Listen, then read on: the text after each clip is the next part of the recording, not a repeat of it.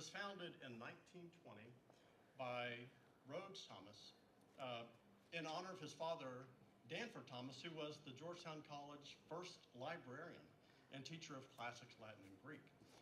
The family established the foundation and has continued to support the college. We are blessed today to have two members of that family with us, Willow and Horace Hambrick, if you don't mind. Just waving your hands. Let's thank them for their provision. With the scholarship, we've been able to bring in a number of distinguished speakers to our campus. So we are really grateful that we're able to do that year after year. And now for a welcome, let me introduce Dr. Rosemary Allen.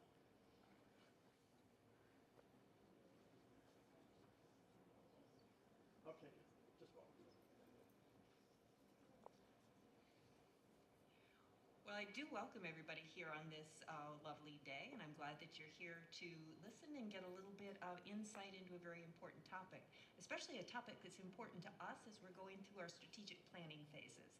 It's the sort of thing where I'm hoping that our entire campus community can listen and perhaps get some ideas about the sorts of things that we, as an institution, need to continue to consider as we look at the process of strategic planning moving forward. So I'm very, very, very pleased to welcome our president of another president. I like the idea of having another president being able to speak rather than me. I'm almost entirely sure you're glad as well that what we have in front of us is Dr. Linda Livingston, who is, of course, president at Baylor University and has been for many years. 2017? 6 years. So for me, that feels like forever. I've been doing presidency at Georgetown College now for a little over a year and a half.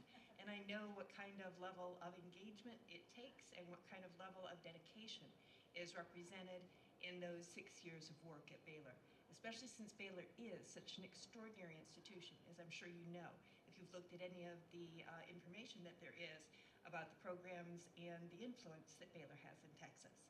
And just in case you were wondering whether we have any interest in that sort of thing, not only do we send a number of our own students to Baylor for graduate school, but there's this very tall guy who lives up here in Giddings Hall. Oh yeah, there he is. He also graduated from Baylor back in the day. So we have lots of individuals who have had connections with that wonderful Baptist institution. So I'm very pleased to welcome Dr. Livingston to our podium. Let me do a little introduction. Okay, first. that's fine. Yeah. Excellent. Thank you, Rosemary. So let me introduce Dr. Livingston just a little bit more. So how many of you have some contact with Baylor University? Let me see hands. Oh, here. wow. Excellent. It turns out, as I talked to my mom last week, that I was the only one of 4 siblings not born in Waco, but my dad was an undergraduate at Baylor. And Baylor at that time enabled him, a West Texas kid from a family that had never sent a kid to college, to get a degree. And then he went on to seminary and then on to pastoring. And that's the kind of influence that Baylor's had over many, many years. I spent my time at Baylor doing a master's degree in philosophy after I got my seminary degree. And that radically changed my life. So one of the things that we did when we were in Waco, of course, in graduate school is go to church. We went to Calvary Baptist Church in town, and we had a Sunday school class, a really cool Sunday school class of other young kind of academics. And one of those was Linda Livingston and her husband, Brad. Linda had come from Oklahoma. She finished her undergraduate. She got an MBA and then a PhD at Oklahoma State University. She came to Baylor and taught for 6 years or so. 11 years. Yeah, 11 before years. she got picked up to go to Pepperdine, where she served for 12 years as the dean of the, and I'm going to say the Grazia Dio School of Business. See, I had a hard time saying that. Where she, in 12 years, undertook to expand the campus with a $200 million expansion. After that, she went to George Washington University for a couple of years, and then she was hired to Baylor as the first woman president in its illustrious history. So I am really grateful. Dr. Livingston agreed, actually over a year ago, maybe 2 years ago. That was a long time ago. To come and do this talk. And so please help me welcome Dr. Linda Livingston. Thank you, Roger. All right. Every time I get an email in the background. Oh, we're going to fix the computer just a little bit here. I just suddenly realized what I was hearing. All right, perfect. Whoops, let me, I am so glad I didn't do that. there we go. We really have people up here trying to do technology that really don't know much about technology, so bear with us, please, as we do this. So really want to thank you all for having me join you today for this conversation, and really looking forward to it. And certainly we'll try to save some time at the end for questions, and so we can have a little bit of a conversation as well. It's great to be at another Christian institution and to be able to talk a little bit about why Christian higher education really matters. I do want to thank Horace and Willow. I look forward to meeting you afterwards for continuing your family legacy and supporting this lecture series, and it's a privilege to be a part of that. Roger talked about kind of our background and experience together in Waco a number of years ago. It's kind of sad to think back, we were all young academics at the time, and we're really not young academics anymore, obviously. But what a privilege. And I also want to thank you all for sending people to Baylor and to Waco that have been really important to me. So Dr. Laura Johnson, who was your Vice President of Student Life and did Title IX there, we stole her away from you at a time when we really, really needed somebody really good to do Title IX, and she's amazing. So you guys raised her really, really well, and we are so grateful for her and all that she's doing at Baylor. And then Mary Alice Birdwhistle, who is one of your graduates, was the pastor at Calvary when we came back. Of course, she found her way back to Kentucky. Her Kentucky roots finally drew her home, and I loved watching the video of her engagement on your campus after she spoke at an event here. So love Mary Alice, and know she loves this place so very much. So I feel, even though I've never been on this campus before, a personal connection to this place because of the people that I know and think so highly of that have spent some of their life here on this campus. So your mission statement says that you're going to prepare students to engage in their life's pursuits with thoughtfulness and skill by providing an exceptional educational experience in a vibrant Christian community. You know, at Baylor, we share that very same desire for students to be equipped for their God-given callings in authentic Christian community during their college years. And that's a unique and special thing that we get to do. So today, what I want to do is spend a little bit of time talking about why the world needs Christian higher education, and then some about how we as Christian institutions of higher education can shine our light in society in ways that bring about transformational change and have a transformational impact. But let me tell you just a little bit about how I got to Christian higher education, because that is not my background or experience. I grew up in Oklahoma, as Roger said, and I grew up in a small town about 10 miles south of Stillwater, Oklahoma. Very small high school, 58 people in my graduating class. So I went to a public grade school through high school. Like everything was on about 3 blocks in the same town, the whole school was. Went to Oklahoma State, and that's where I got all 3 of my degrees. So all of my education was in public education. When I got to my PhD program, my dissertation advisor pulled me aside one day and said, have you thought about where you might want to go when you graduate and finish your PhD? And so, you know, I'd kind of started to make a list of institutions, and Baylor was not on it. I didn't know anything about Baylor. I didn't know anybody that had ever been to Baylor. But she said, Linda, I think you really ought to think about applying at Baylor if they have a position open. And I said, well, why? You know, we were in different conferences at the time, so I didn't know anything about the university. She goes, well, I know your Christian faith is important to you, and Baylor's a Christian university, so I really think it would be a great fit for you. And so I thought, well, I'll think about it. Well, as you all know, they're academics. You don't just get to pick where you want to go when you graduate, right? Don't we wish we could do that? But they did actually happen to have a position in organizational behavior, which is my academic field, when I graduated. And you know, I think it's obviously a God thing when this works out. I was hired for that position, and so that's where my academic career started. And I really loved my time there, and I think I loved it so much, and I love the unique aspects of what it means to be in Christian higher education, that I have spent most of my academic career doing work in Christian higher education. As Roger said, I went to Pepperdine for 12 years. I did veer off the path and go to George Washington University for 3 years in Washington, D.C. That was clearly not a Christian environment to be in on so many levels when you're in Washington, D.C.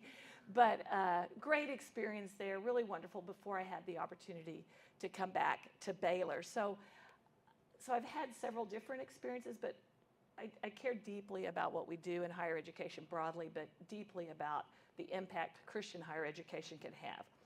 So why does the world need Christian higher education? I spoke to that issue in my inauguration address in October of 2017, and this is one of the things I said in that address. Our aspiration to integrate academic and teaching excellence with an uncompromising Christian identity positions this university to have a transformational impact on our students, on higher education, and on the world. So I want to talk about kind of those three buckets just a little bit, on students, on higher education, and the world, and why it's important that we do what we do. So let's talk about our students first. I think there's multiple ways our Christian missions influence our students. Now, we do it different at Baylor than you do it at Georgetown because we're very different kinds of institutions, and I think that's wonderful. It's one of the beauties of higher education, particularly Christian higher education. There's a lot of different ways we can do it. But I think we obviously have impact on their educational formation. I mean, at the core, we're educational institutions. We're preparing the next leaders of society to be excellent in their respective field, whether it's medicine or law or education or healthcare, whatever it is, we want them to do that work well.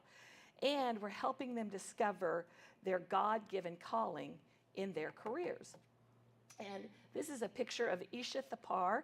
She is a current senior at Baylor, and she aspires to be a doctor, and that's what she wanted to do when she came to Baylor. But during her undergraduate career, she's done research with one of our faculty members in environmental science on a contaminant that's found in water that is more prevalent in marginalized communities. So since completing her research, she has widened her understanding of what her calling is as a doctor. And now she wants to be a physician that focuses on environmental health and policy as part of her work. So being at a Christian institution that made her think more broadly about her calling changed the trajectory of what she wanted to do and helped her to focus more specifically. In addition to influencing educational formation, obviously, we also, I believe, want to have some impact on the moral formation of our students. At Baylor, we like to talk about all truth being God's truth, and that all truth is open to inquiry, and we should be willing to engage in that inquiry. As students take ownership of their educational journey, we're helping them to grapple with their journey. We're helping them to think about the challenging questions of the day from a Christian perspective.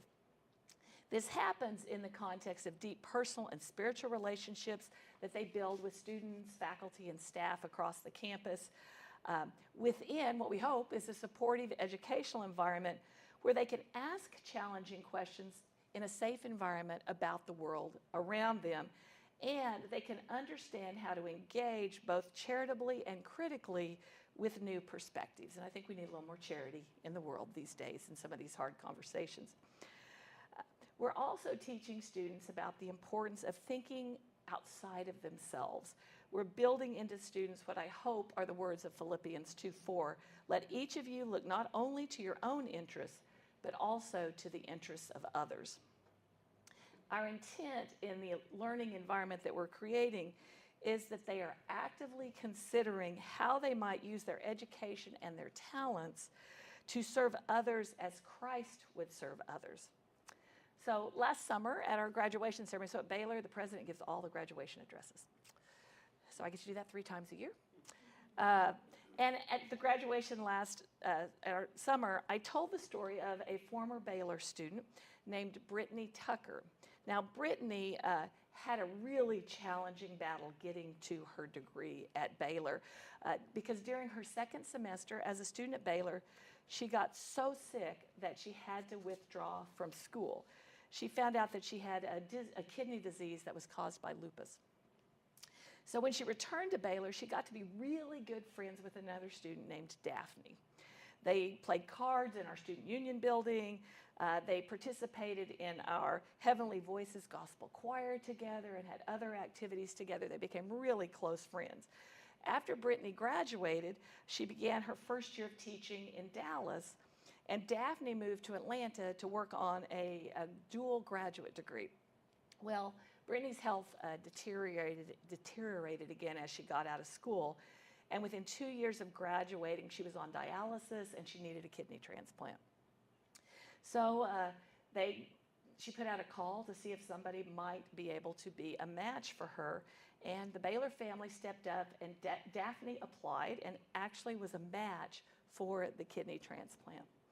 And so in the middle of her graduate degree program, she flew across the country to Dallas to undergo surgery and give one of her kidneys to Brittany.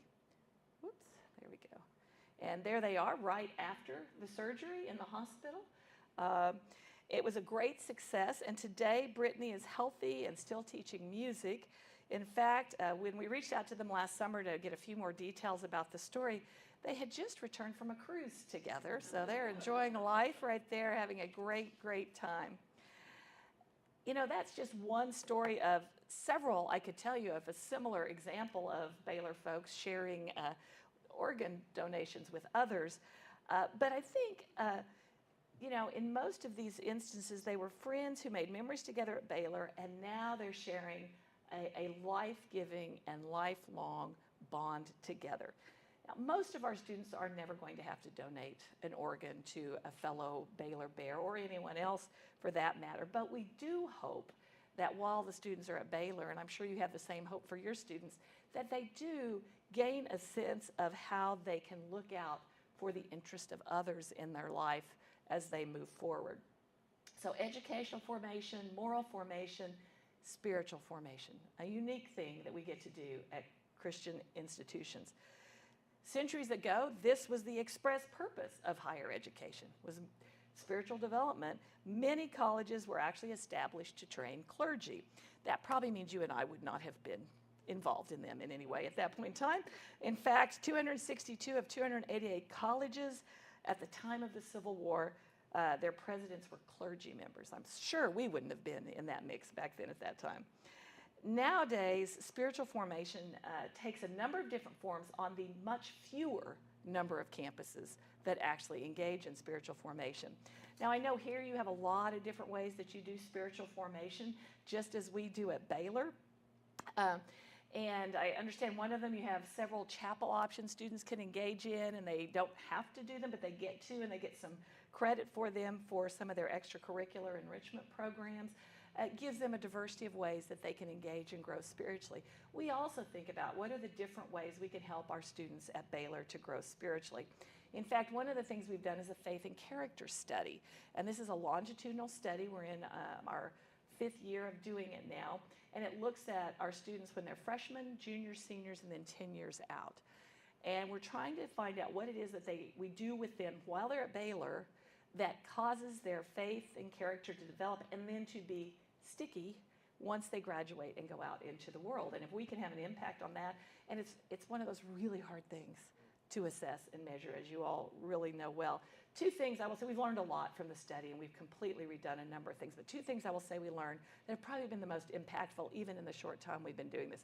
Number 1, we learned that chapel wasn't working very well.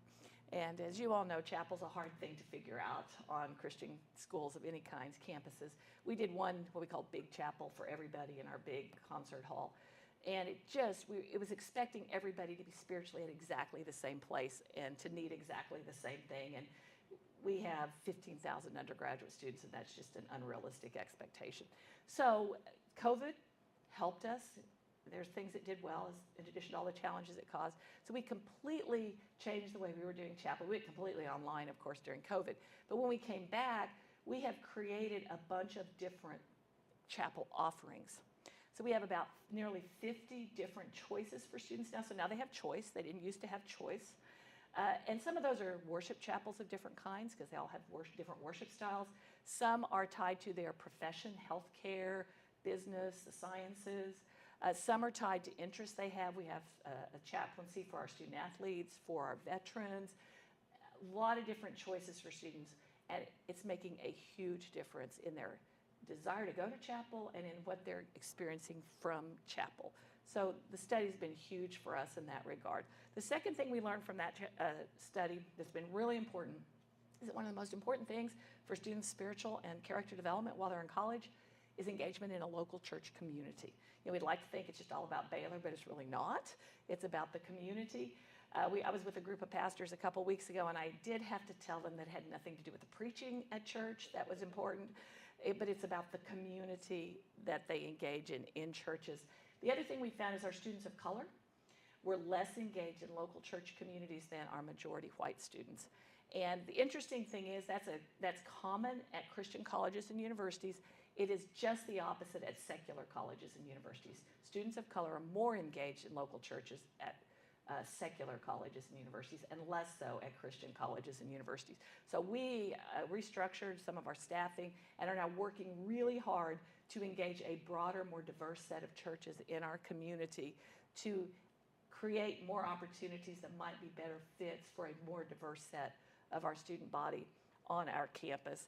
And so it's been important for us. We're making a lot of changes, and we hope that we're learning, and we'll find out from the study if it's really making a big, big difference. Just a couple of other things I'll mention here quickly. These are images from what we call FM 72. This is actually going on right now at Baylor. It's 72 hours of prayer on our big lawn that we have between our library and kind of our administration building.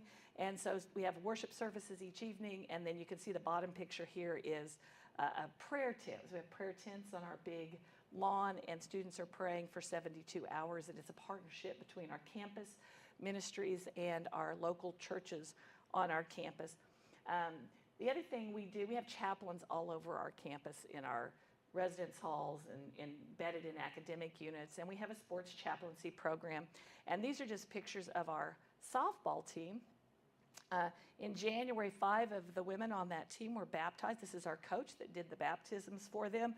And it's just an important part of what we do with our student athletes, really trying to help form them holistically, not just as athletes, but also we call them champions for life, and certainly their spiritual development is an important part of that. So those are some of those wonderful images from that. The other example I'll give you, just a couple of weeks ago, my Vice President of Development and I were on a call with a family that lives in California, and they're from India, but their son, who grew up in California, is a freshman on our campus. He's an engineering major. We knew he had struggled some in the fall, kind of being lonely and not really finding the right friend group. And so we were a little concerned about him, so we had a call with the parents to see how he was doing. And so they talked a little bit about his loneliness and how that was playing out.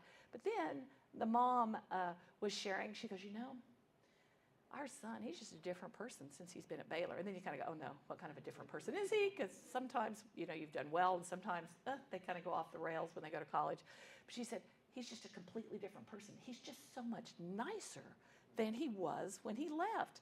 And so we could tell this was clearly seeming to go in the right direction. She goes, like he came home at Christmas and he bought his sister a present. He would have never done that before. And she said, we had this big party at our house at Christmas, and used to he would go up to his room and play video games and never come down to the Christmas party. And she said this year he came down, he was asking people what they needed, could he help them with anything, welcoming them, and she just was going on and on about how different he was after he'd been at Baylor. And then she said, he got baptized last semester. And she goes, now we're not a Christian family at all. So again, we're kind of nervous about what's this family from India going to think about their son coming to Baylor and getting baptized. But they went on to seem really happy about it. They talked about him going to church and seeing some of his faculty at the church he was at. And then the mom was so excited. She goes, he even asked us to buy him a cross for Christmas. And so you think about that young man who came from a completely unchurched background and has had his life transformed, and then what kind of impact might he have on his family and on the communities that he touches as he moves forward in the world. So, these are a few examples. There are so many more things that you are doing, other things that we're doing on our campus that make Christian higher education really unique in its power to transform the lives of students. This holistic experience that we create that focuses on educational development, moral development, spiritual development is, I think, a really, really critical need in the world, and one that really, in a unique way, Christian higher education fulfills. So we transform students' lives, I hope, but I also think we have the opportunity to transform higher education on a broader level. Our faith makes us unique in the academy and does so in a very positive way, both as it relates to teaching and to research. So let me talk briefly about both of those. I believe, and I think you all would agree, that our faith enhances our teaching, and it really allows professors to teach from a more holistic perspective and to integrate faith and reason into the work that they're doing. Many of our faculty at Baylor, and maybe the same here, come from secular institutions. They've never really thought about how to teach or do research from a kind of Christian perspective or how to integrate their Christian thinking into that. And they actually find it very freeing to discuss things from a Christian perspective and to begin to think about how to integrate that into the work that they're doing. It shows students that they don't have to fear engaging with difficult and challenging issues that might have faith components to them. And unlike much of higher education across this country, I think Christian universities are a place where civil discourse can thrive, and that it's an ideal venue for modeling thoughtful discourse in courageous pursuit of God's truth. Quaker author Parker Palmer defined the courage to teach as the courage to keep one's heart open in those very moments when the heart is asked to hold more than it is able, so that teacher and students and subject can be woven into the fabric of community that learning and living require. And while that environment can be created within any type of educational institution, I would argue that it is more likely to be created within a Christian learning environment, where the teacher and the students are seeking God's truth together, and the topic and considering how that truth applies to their life and not just to the subject matter that they're discussing. At Christian universities, the integration of faith and reason demonstrates how Christians can enjoy a vigorous life of the mind and a framework in which appreciating beauty takes on a theological significance. Some believe that the so-called integration of faith and teaching only involves a narrow list of academic subjects like theology and religion and philosophy, and that subjects like chemistry and accounting and physics don't really need to think about, faith-based kinds of things. But I would argue that faith can be a part of the conversation in really any disciplinary field. Our core Christian commitments about God's creative providence, about the way that we understand ourselves and others and the world around us, necessarily shape the way we think about everything, asking how might we teach from a Christian imagination has changed the vantage and pedagogy of some of our professors. Let me give you one example. We have a professor that teaches solar energy. He taught it for many, many years, and he participated in an Institution of Faith and Learning program. And so he got to thinking about what would it look like to teach about solar energy with a Christian imagination. He began to see the importance of stewardship and how Christians seeking to be good stewards of natural resources might think of solar energy in a different way. And so he began to redesign his course with that way of thinking in mind. His new course was just as rigorous as the old course had been. It continued to include the same principles and applications as his other course, but there was an added dimension to this new course. It brought the students and their professor into closer contact about how Christians might think carefully and faithfully about the resource of solar energy and how it might be stewarded and not merely consumed. So these students, because of that faculty member trying to think about how his faith might inform his teaching, had a much richer and a much deeper learning experience than they would have previously in his class. So teaching, I think, is an important place we can have an impact on higher education broadly, but I also think it can happen through our research as well. I think that the world needs Christian perspectives in research. We are a Research One institution, and I think that's a demonstration that Christian universities can have a serious life of the mind, which we know some, both inside and outside of the Christian faith, aren't necessarily convinced is something that can happen. what a privilege we have to reveal God's truth through the research and teaching that we're doing. And at Christian universities, I think this is a form of stewardship that God gives us an opportunity to engage in. Luke Timothy Johnson said that all scholarship should be witness. In 2019, we hosted an event in Dallas, Texas, that included a faculty panel. And on the panel was one of our engineering faculty, Dr. Annette Von Jawan.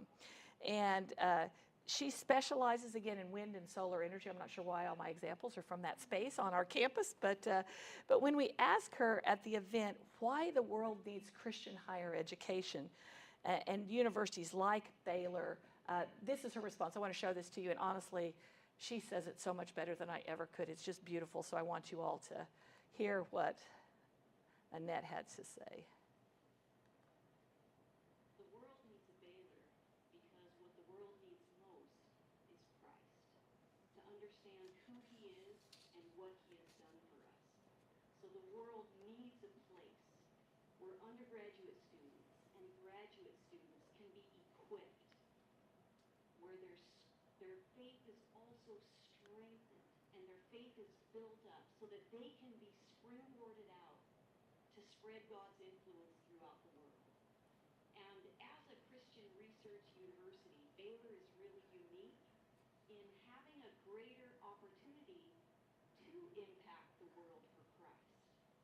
In excellent undergraduate education, that reflects God's greatness. In excellent research, we can reflect God's greatness, where we know that when we're thinking about impact, when we are living for the Lord and serving him, our impact is not only limitless, it is eternal. And so that's why the world needs a Baylor. I love that quote so much. She says, the world needs Christian higher education because what the world needs most is Christ. And then she went on to say, when we are living for the Lord and serving him through our teaching and research, our impact is not only limitless, it is eternal. I just think it's a beautiful articulation of the impact that we can have and why we do what we do. Let me give you one more example. This is really one of our graduate students. I love this story. He did the devotional at one of our Regents meetings a couple of years ago. And this is James Chang. He got a PhD in chemistry from Baylor a couple of years ago. And this is what he shared with our Regents. He said, I was raised in a Presbyterian home, but what I really believed was in professional success.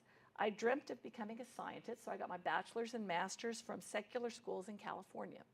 In my mind, faith and science could not coexist. I decided to come to Baylor because I was given an opportunity to help a professor start a new lab. When I first met the professor, I was surprised by how he treated me as an equal, not as a subordinate. This was so contrary to what I experienced in California while I was doing my master's, but it wasn't just my advisor. I came to know many more believers here at Baylor, especially the undergrads. And through my interactions with them, I came to know how little I understood about my faith. 2 years ago, one student asked me how I knew that I was saved. That question led me to a lengthy self-examination, and through the grace of God, I discovered my faith and dedicated my soul or my life to serving God. Now, I love this next part of what he had to say. I now had a purpose for doing science. Before, I was doing science for myself. Now I do it to bring glory to his name. When scientists read my journal articles, they see Baylor under my affiliation. Some will know that we are a faith-based institution that exalts God. They will see that we do world-class research and that faith and science can successfully coexist. That reason is what drives me. That's how I became so productive in publishing articles the last 2 years. And one day, it would be wonderful if my career brings me back here to continue that calling, which we would certainly love to see happen. And this is what he concluded with. Faith has given me purpose here at Baylor. It's because of people like James Chang that Christian higher education is transformative for the academy, regardless of whether he's at a Christian institution of higher education. And he very likely will go to a secular institution of higher education. His life was transformed while he was at a Christian institution, but he will glorify his God glorify God through his research, regardless of what kind of institution he's at, and he will influence hundreds and probably thousands of students over his career as a scholar and teacher, again, regardless of what kind of institution he's at. So higher education, I think we transform students, we transform higher education broadly through the impact that we have, and I hope that we also transform the world in important ways.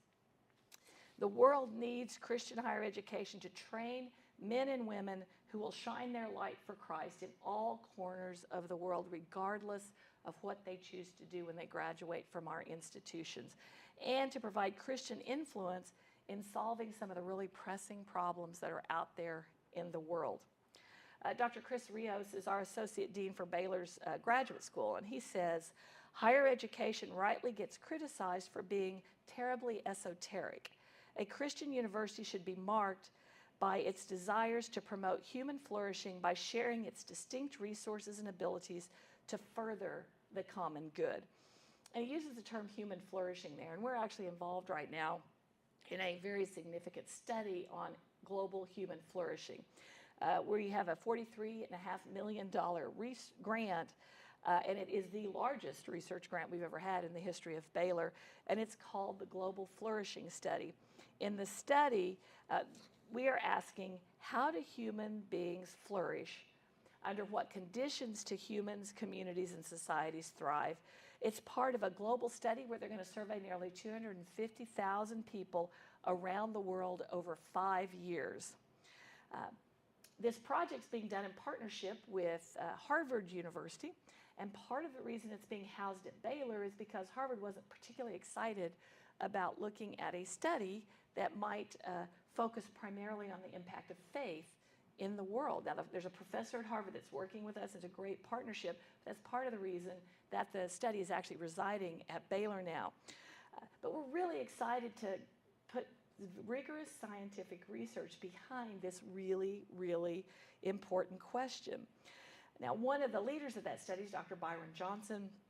He's done a lot of work on the impact of faith on kind of important practical and policy areas, where if we can have that kind of impact as a Christian university and answer questions that need to be answered, that provide solutions that the world needs regardless of whether you're a person of faith or not, then we can have a real important impact.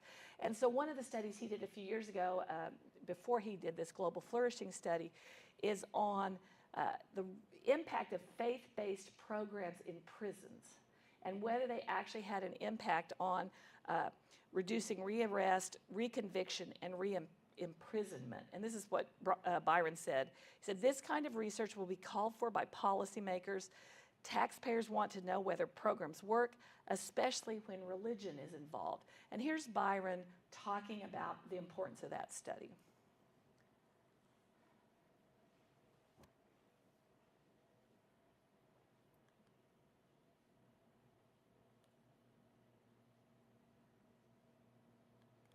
Whoops, let me go back. I'm going to have to do this over here.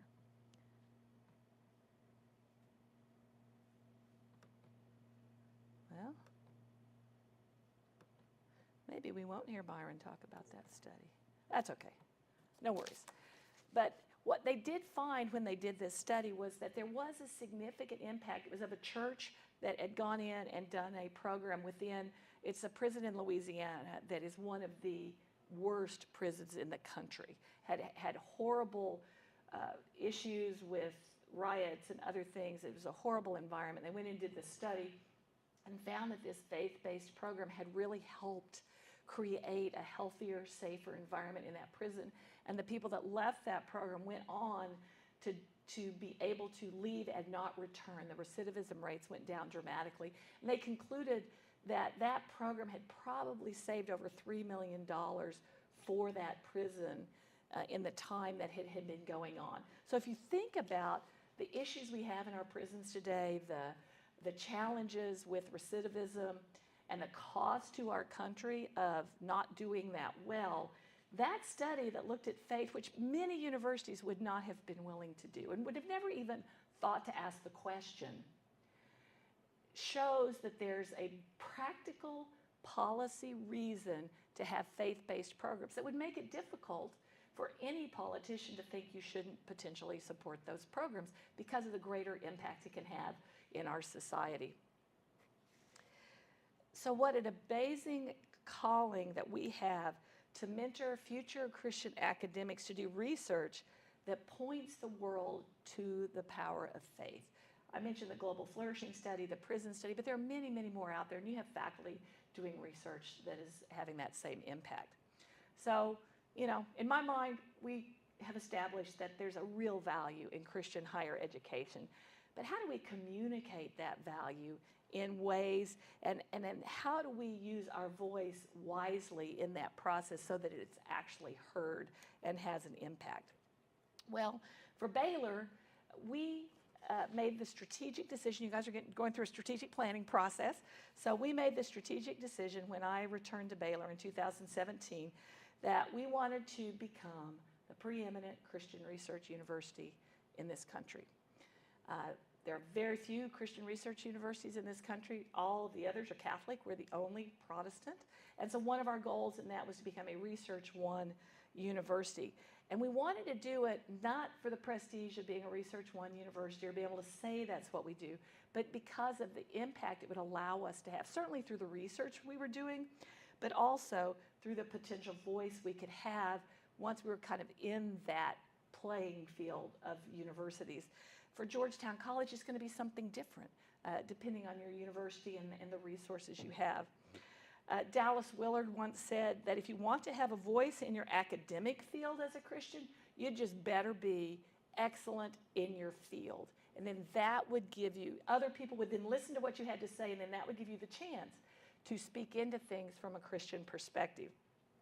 In order to reach the world has to be willing to listen to us.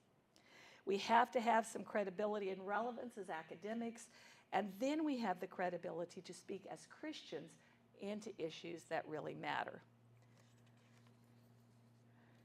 Obviously, this earth is not our true home. We are in the world, but not of the world. We seek to please God, but not to pander to the academy through that. But when we are excellent in our field, it gives us a voice in non-Christian spaces because we're excellent at what we do. And Dallas Willard is a perfect example of that. He's someone who was recognized and noted as a scholar in philosophy, spent his career at University of Southern California. But he had great legitimacy as a philosopher, and it gave him voice as a Christian philosopher.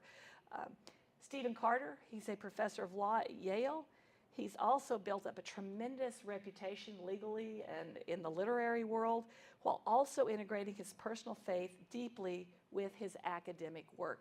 Now, this is an aside, unrelated completely to my talk, but if you haven't read his fiction books, you need to. They're really good.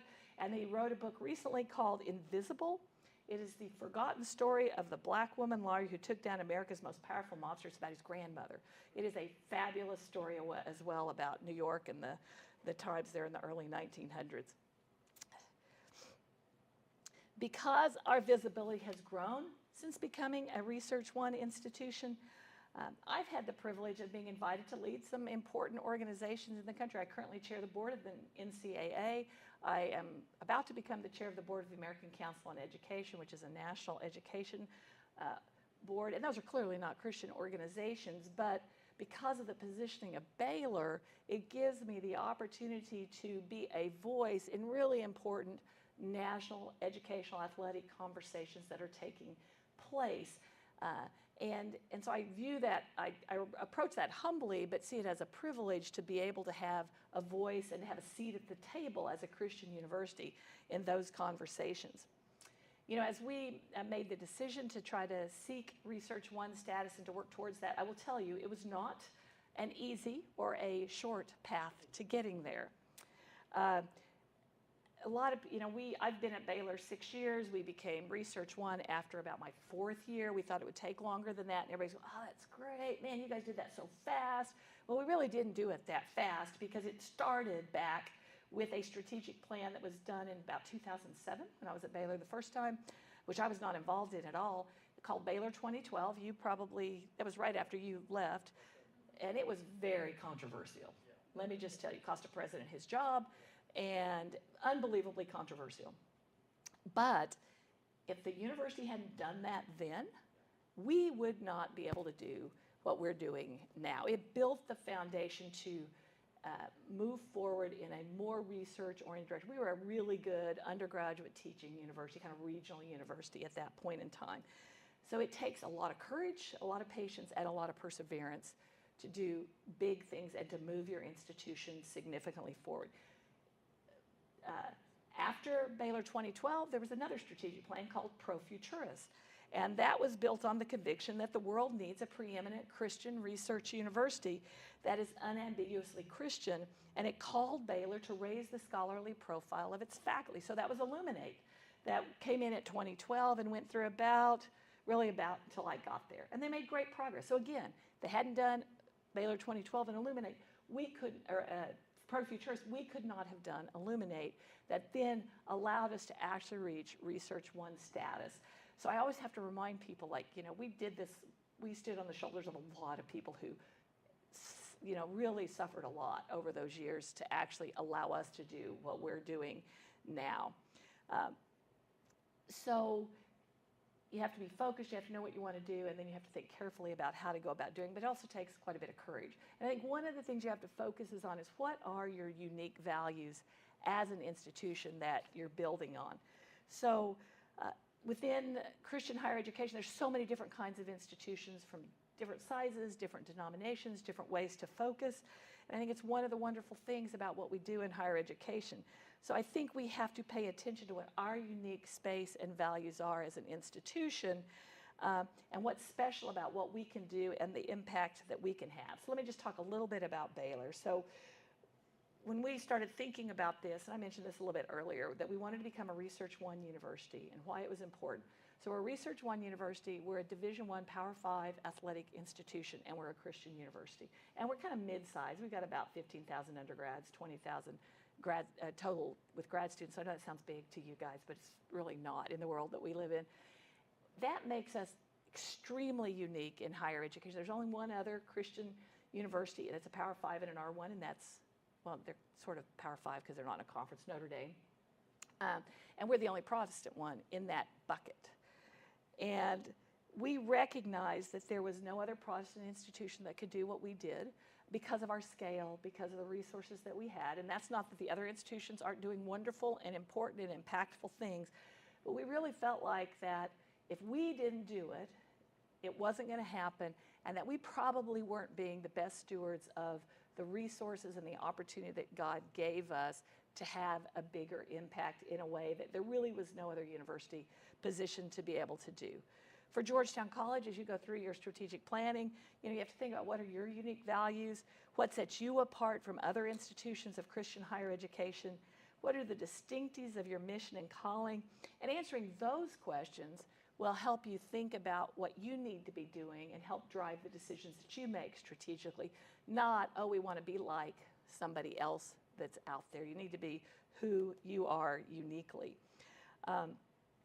And then once you've distilled your unique values as an institution and discerned where God is calling you to go, then you have to think about how can you do that with courage and with action. And I know that will be part of the process that you're doing and part of what you're thinking about as you think about your role and your leadership in higher education. Just 3 things I would say before I close.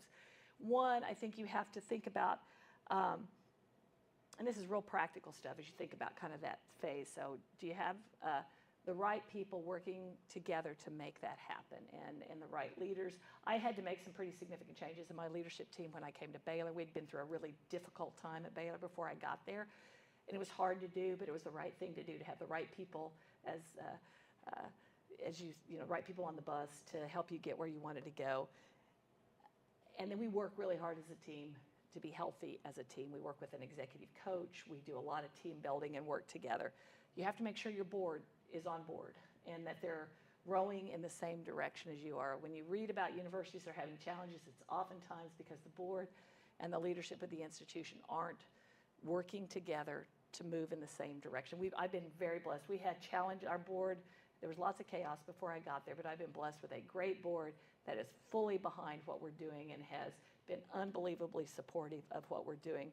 Then, of course, you have to have buy-in from your faculty and your staff and your broader community, and getting them engaged in that process, helping them walk alongside you is really, really important. I was telling Roger on the way here, when I came, as I said, it was a really difficult time at Baylor, and so you had to think about, like, how do we get Baylor past this really painful moment in its history? And one of the things that I realized as I listened to people that I shared with Roger was, I realized that our community needed to have hope, that Baylor could be better and could get past the dark times and actually have a positive and significant impact in the world in the future. And once we found the right messaging around that and had the right direction in our strategic plan, it really brought people along because they were ready to wrap their arms around something and do something that mattered and made a difference and was really, really positive. So let me share two quotes to conclude, and then I will want to take questions, have a conversation with you all about anything you'd like to talk about. One is, again, from Dallas Willard. He says, "The greatest issue facing the world today, with all its heartbreaking needs, is whether those who, by profession or culture, are identified as Christians will become disciples, students, apprentices, practitioners of Jesus Christ, steadily learning from him how to live the life of the kingdom of the heavens into every corner of human existence. There is simply no better place," this is my quote, that's the end of his quote, "there is simply no better place for students to be equipped to become disciples of Jesus Christ and face the world with all its needs, in my opinion, than institutions of Christian higher education." The second quote is actually from one of our very new faculty members. This is Dr. Christina McMullen. She joined us from University of North Texas. She's in our music school. As you know, North Texas has a really great music school, so for us to get somebody from there is a big deal. She's in one of our endowed chairs. And this is what she said as she came to Baylor and why she came to Baylor. And when we started our efforts to become Research One, we had people tell us there just weren't enough really great Christian scholars out there to bring to Baylor, or that they wouldn't come to Baylor to help us achieve R1. And her quote is very similar to what we hear from a lot of the really amazing faculty that we've been able to hire in the last few years. Dr. McMullen said, "I was drawn to Baylor for its unique positionality in integrating spiritual, intellectual, and artistic life. The intersection of both the tangible and intangible, the lasting and the temporal, resonates deeply with me. I believe that we all desire to be a part of something greater than ourselves. As an observer of the Baylor family, I have noted the immense pride and commitment of Baylor's alumni. It reflects the fabric of an institution that changes lives." So it is at Christian colleges and universities like Georgetown College, like Baylor University, that God changes lives in a really deep and profound way. And it is a deep privilege for me to be in an institution where God can do that kind of transformational work, whether it's in our students' lives, whether it's more broadly in higher education, or through the impact that we have more broadly in the world. So let me stop there and let me see what questions you all might have, what you would like to talk about. Sure.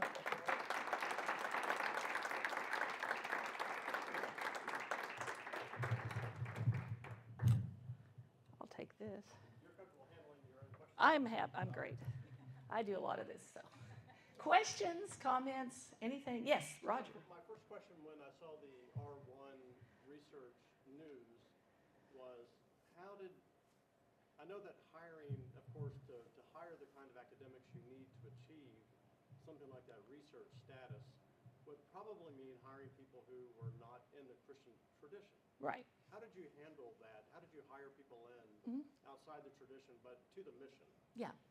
So when we hire any faculty, and I can speak to the chairs that we've hired too, we always talk to them about certainly their academic background, the research, all the normal things that anybody would ask about. But we also have them share with us about their faith journey and kind of where they came from, where they've been. We ask them to talk about their engagement in a local church faith community.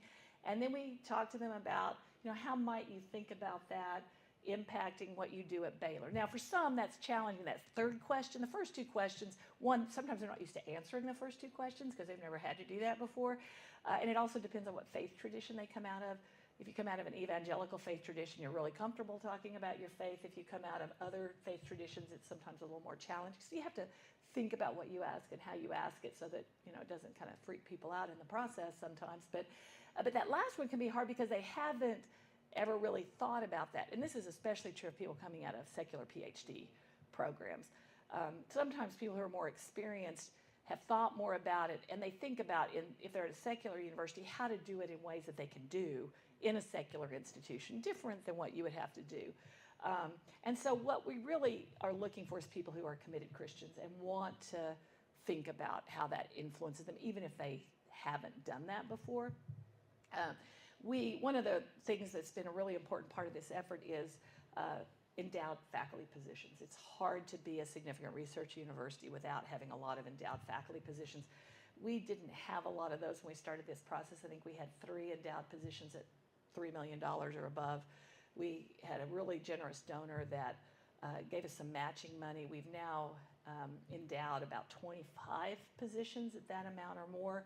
And so you're looking for these are not entry-level positions, right? These are people who are tenured faculty at major research universities that are bringing in a lot of funded research. And that's happened in different ways. A lot of that happens through networks that people have who know XYZ professor at this or that university is a Christian, and so you go that way and you begin to meet people. And frankly, the more of them you hire, the more other people know what you're doing and want to come. I'm going to give one example that was really great. And this one just didn't have anything to do with anybody knowing anyone. There was a faculty member at Vanderbilt that did a lot of work in adult disabilities, but he looked at it from a faith-based perspective. Top scholar in that field, apparently like one of the key best researchers, tons of funded research at Vanderbilt. But I don't think he felt like his faith-based perspective on it. They didn't mind him doing it, but I don't know that they thought it was that big a deal. So he actually called our dean of our education school and said, hey, I see what you're doing at Baylor, and I might be interested in coming to Baylor. And we didn't have an endowed chair in his area. We really weren't recruiting in that area. But when like the top scholar in a field calls you and says, I might want to come, you kind of figure out, well, let's figure out how we might be able to get him here. So we actually went to a family that wasn't out of the School of Education, didn't have anybody in their family with disabilities, and we just showed him the resume and we said, he could be a game changer here at Baylor in an area that ties very directly to our faith-based mission. Would you walk beside us and help us endow a chair to bring him here? And they said, we would love to do that. And he actually started in January, and he's on our campus, and we're so excited. So sometimes they just kind of fall in your lap. That's not the normal way you do it, but it's a process, and it works different ways with different folks. But the more of those people we hire, the easier it is to find them and to hire them to come. And we've been really successful at doing that. And we've basically, we had people say, as I said, there's not enough of them out there, and there's a lot of out there, and they're thrilled to have a place that will support their research at a Research 1 level and allow them to live out their faith in a very inclusive way within the university community. Mm-hmm. Follow up on that. Do you have an expectation or requirement that your faculty be Christian? So our faculty do have to be Christian, and we will hire Jewish faculty. So we have a few Jewish faculty, but those are the only 2 faith traditions we hire out of. Yeah. Mm-hmm. Yeah. What about students? I assume students do not have to be Christian, but what percentage are? Yeah. No, we do not have any kind of faith statement students have to claim or speak to or anything. But I would say, I've seen these numbers, about 85% of our students would claim to be Christians and come from a Christian faith tradition. So it's a very high percentage on our campus. One of the things we learned from the faith and character study, our students, because we ask kind of how engaged they are in going to church, reading the Bible, doing things like that, and our students start at a really high level compared to what you would see at secular university because many of them come out of faith backgrounds. Fortunately, the faith study showed us that a majority of them actually grow in their Bible reading and their faith commitment while they're there at pretty significant rates. There's a few, of course, that decline, but the decline is not nearly as large as the increase. And part of that was during COVID, so we're also not sure what the COVID impact of any of those things are. So, so when students apply, we do ask them to tell us what their faith background is and everything, but it is not a requirement for admission. And I would say student population, less than half of our students are Baptist. I think our 20 to 25% are Baptist, about that many are non-denominational, about 20% are Catholic, so it's a pretty diverse student population. Yeah. Who else? Yeah. Willow, thank you for being here. Thank you for coming. I think this is a really important topic. It's a very difficult topic. Landing on the word Christian. Mhm. I feel like there are lots of ways that the term Christian has been co-opted, Mhm. and people use clobber passages from the very same Bible that I read. Mhm. And sometimes I don't recognize the Christ that they're speaking of Yeah. based on the policies that they're making, which are going on in legislatures all over Yeah. the United States, including Kentucky right now. So I'm wondering how you thread that needle with the Mhm. term Christian to avoid having a Christ that finds and discriminates and judges versus one that liberates in the radical way that the Christ I know liberated and advocated for all people. I love that question and the way you phrase that. And you use the phrase thread the needle, and we use that phrase a lot at Baylor. And so, Baylor, we try to live in the really broad middle of the Christian faith. If we were a really, really progressive institution, it would be easier. If we were a really conservative institution, it would be easier. Or frankly, if we were a secular institution on some of these issues, it would be easier. So we try to live in the really broad middle, and we try to really create an environment where students can struggle with these issues themselves, and they can understand, and they can come to terms for themselves what they believe about some of these really difficult issues that you're referencing, and not trying to indoctrinate them into one way of thinking about these things. And it's a really hard space to live in because we have a lot of pressures from multiple sides of issues. And we are in Texas, so we're dealing with a lot of the same kinds of things that you might be in Kentucky right now. And but we believe that dealing with those things from a Christian mission perspective is actually positions us really, really well, because we can always go back to a biblical perspective on why we're doing what we're doing. And I'll give you a couple of examples. One, we were founded in 1845. You guys are actually older than us. 1829, is that right? Yes, you're a few years older than us. But we were founded in Texas, in cotton country, before the Civil War. So guess what? Like, all of our founders owned slaves, and almost all of our trustees owned slaves. And they were Baptist ministers and leaders in the Baptist church. And the university had never acknowledged that. For 175 years, had not acknowledged that.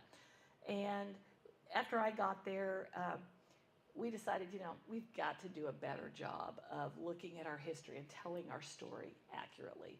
And so we had a commission that we put together. It was a really diverse, wonderful group of people who came back with recommendations about what to do. And we didn't quite know how the Baylor community would react to doing this. And but the commission did such a good job, and they framed everything they did in biblical language around repentance, acknowledging the things that had been done that didn't reflect well on us, reconciliation, and the way they did that and the way they laid that out allowed us to really lean into some of the things we needed to do on our campus. This was really about our historic representations on our campus, building names, statues, those kinds of things. But it actually has had a much broader impact than that on our campus. And I was talking to a president of a university in the Southeast who probably had far more significant challenges in this space than we did because of when and where they were founded. But he told me, he said, I wish we could have, they used to be a Christian university, they're not anymore. He said, I wish we could have used the biblical language that you all used on the issues we had to deal with on namings and statues and other things, because he said it would have made it so much, it would have given us a legitimate grounding for the things we did. And they had much more controversial issues than we did ultimately. So I think that has really helped us to address some hard issues in a way that might have been harder to do were we not a Christian university. And the other one I will mention, and as you know, in the Christian community, how you deal with your LGBTQ community is really challenging. And so we'd had for many years a group that wanted to become an official student group on our campus. And the university had never done that. So we went through a process as a university and with our board to talk about how do we support some of the marginalized groups on our campus, including the LGBTQ community of students. And again, grounded it in biblical language around loving our neighbor and loving ourselves, and and some of the challenges that population has on all campuses. And ultimately got to a place where we have some foundational language that our board could be comfortable with, that then allowed us as an administration to charter an LGBTQ student group on our campus that is a support group, a ministry group, a group where they can come together in community. And it was, excuse me, a difficult process, but again, grounding it in biblical language and really about care for our community allowed us to do that. Yeah. Do you have a requirement that all of your trustees be from the Christian faith? Yes. All of our trustees are Christians. We also have a certain portion of our trustees that have to be Baptist, not Texas Baptist, but Baptist. But everybody else has to be what we call fellow Christians. So, yes, it's a 100% Christian on the board, but from a pretty diverse set of faith backgrounds. Even within the Baptist world, there's a lot of diversity. What's the percentage of Baptists?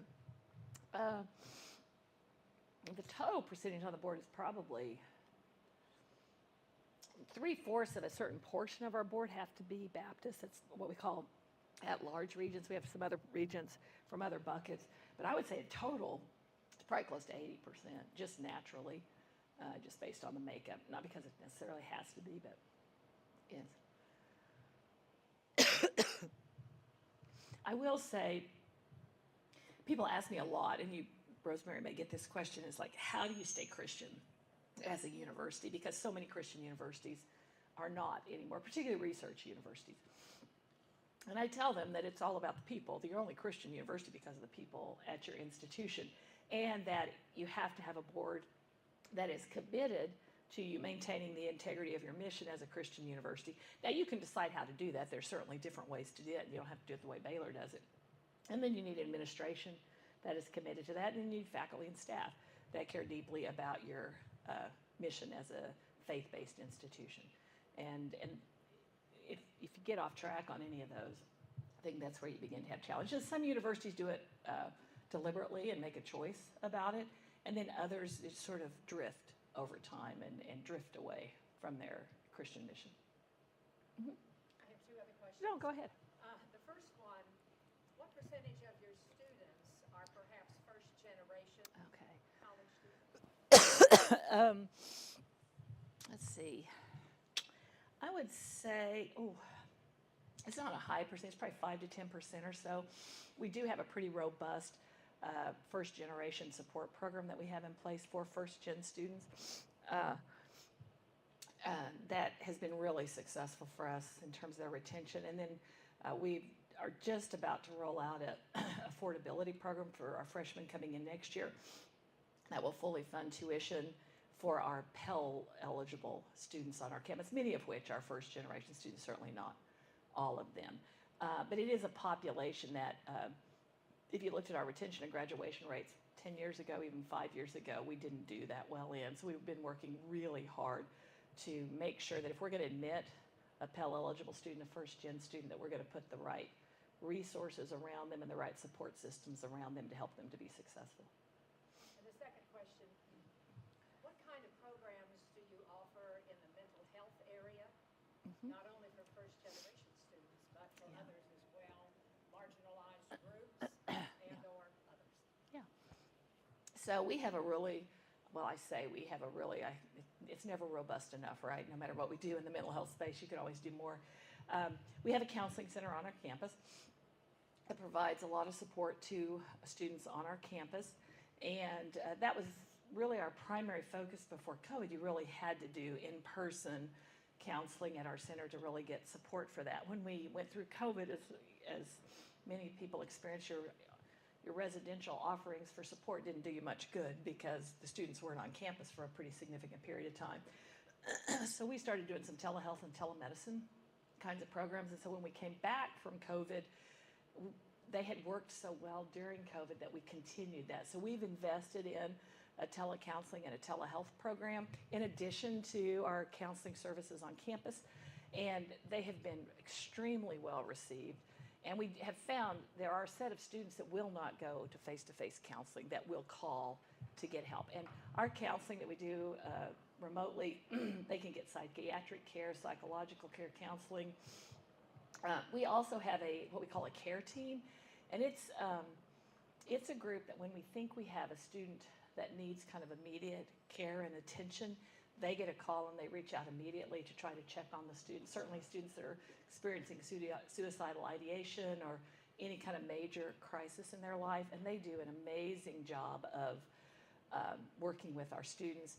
We're starting a peer program where we're educating, this will have faculty, staff, and students in it that help educate them about kind of being frontline in recognizing and being available to help if somebody needs something. Now, they're not trained counselors, and they know that, but it's trying to put more feet on the ground broadly on our campus that might recognize when there's issues. We're trying to get further upstream on the problems. We think we're really good once somebody's kind of in crisis, helping them, but what we're trying to do now is move further upstream so that we catch it earlier, so we don't get them where the care team has to deal with them or where they have got to, get really significant mental health support. So we've got a great associate vice president of student life that's working on that, and we think we're going to see some really good results from that. The other thing we've seen, as most schools, we've seen the total numbers of psychological issues and needs going up pretty dramatically. We have started to see that level off. Now, we'll see if that lasts. But what we're seeing is a higher incidence of significant cases on our campus, even though the total number's leveling off. The significant mental health issues have increased, which is a real concern, obviously. So that's an area we're continuing to lean into as well. So those are a few things, I would say. Oh, I'm sorry. So continuing regarding the mental health, do you think that the faith of the student can benefit their mental health, or is it kind of just a balance? Yeah, no, it's a great question. I believe that if we're doing things right on a Christian campus around faith, that helping people lean into their faith and think about that in the right ways can actually help them deal with mental health issues. But I will also say, I know there are certain populations on our campus that sometimes some of their mental health issues come from how they've been treated in their faith communities and potentially been marginalized or rejected within their faith communities, which has caused them to have issues from a mental health perspective. So I think that we have to be thoughtful about what we do and how we do it, and help students from wherever they are from a faith perspective, help them get to a healthier place mentally. And if faith can be a part of that, we certainly want it to be. And if people have been harmed in some way by their faith experiences, how do we help them learn that there are other healthier faith experiences that they can be engaged in, where they feel cared for and loved and embraced. Let me give her one more. She's taking notes back there. She's ready to go. Number of international students you have and from which countries around the globe they're from. Yeah. We don't actually have a lot of international students at Baylor. It's one of the areas we had started a strategy to grow that some before COVID. And of course, at COVID, it just shut down students coming from internationally. So we just have a couple thousand. I mean, we just don't have a lot. Most of them are graduate students. And as we've grown our graduate programs, as I said, we have 20,000 students, but we've grown our graduate program significantly since I've been there. And so more of our growth has been at the graduate level. We're working on a new strategy to try to grow some at the undergraduate level. I mean, as with most places, a larger number of them are from China or from Asia. But we have a lot from Latin America. We have a lot from Africa. We've got a new program in data analytics in the business school master's program that's starting next fall that has a huge group of Nigerian students that are coming to that program. And I do think as a Christian university, you do have opportunities in places like Latin America and Africa where there's some really strong faith-based communities to draw from those communities and diversify your international population more than you might see at some universities, so you're not as dependent on one population of international students as you see in a lot of places. But it's not a huge part, which as we went into COVID, and that hurt a lot of universities a lot financially because they dropped international enrollment a lot. Because we didn't have a lot of international students, we were kind of buffered from that, but we do know it's an area because we're going to send our students out into a global world where they need to know how to deal with people from all over the world. And so we need to have a more diverse international population on our campus while increasing the number of opportunities our students have to go abroad and have international experiences as well.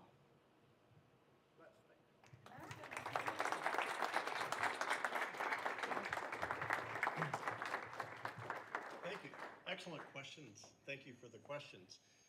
Two things, especially for students. The Nexus code. I have the Nexus code. Do you want the Nexus code? Yes. Yeah. 704 929. 704 929. We really ought to do a lottery thing so that somebody who puts that in actually gets a prize. Wouldn't that be cool? So like they'd be a lucky winner every time we give a Nexus code. And you are lucky winners because right across the hall, we have a reception set up with snacks. So you not only get Nexus credit, you get snacks. And if you'd like to ask